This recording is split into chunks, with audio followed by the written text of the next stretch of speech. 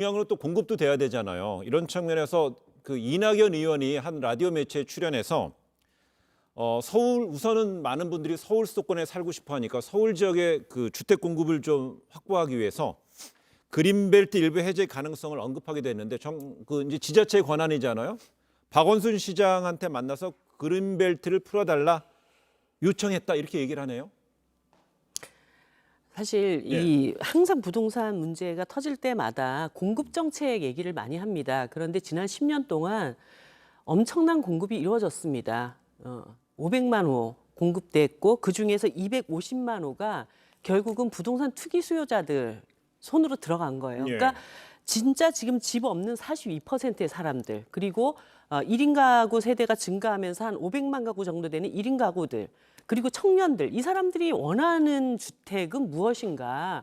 결국 중대형 아파트들 많이 지어가지고 거기에 세대책 주면서 젊은 사람들 사세요.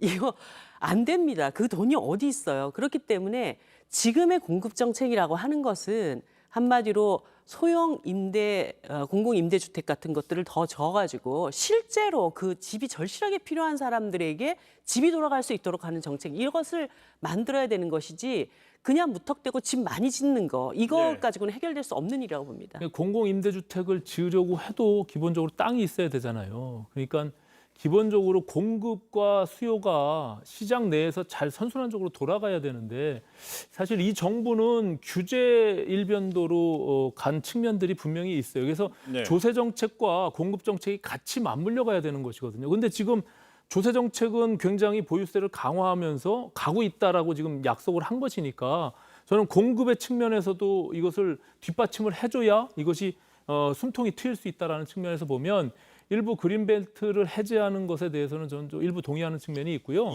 다만 지금 이미 법률로서 국토의 계획 및 이용에 관한 법률에 보면 용적률을 제한하고 있는 것이 있는데요. 법률이 정한 제한보다 서울시의 도시계획 조례로 정한 그 용적률이 상한에 못 미치게 50%씩 낮춰져 있습니다. 그렇기 때문에 이 용적률을 좀 상한 적용하는 쪽으로 가면 기본적으로 여유가 충분히 생긴다.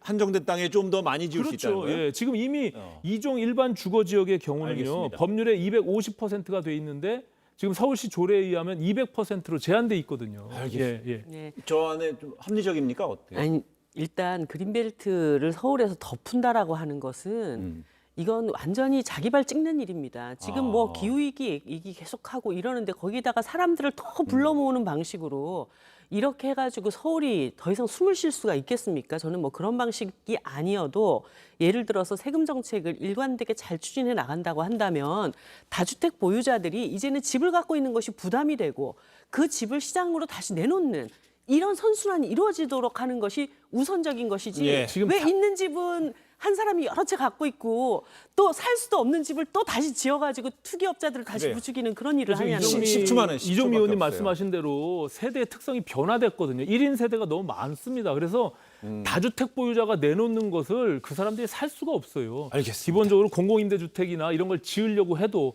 땅이 있어야 된다는 거죠. 알겠습니다. 땅이 없어서 땅 위에다가 좀 용적률 높이자, 아니면 현재 우리 그나마 서울의 허파, 수도권 허파인 이 그린벨트 해제하는 거는 정말 자기 발등 찍는 것이다, 무모한 것이다, 이렇게 반론을 강하게 해주셨습니다.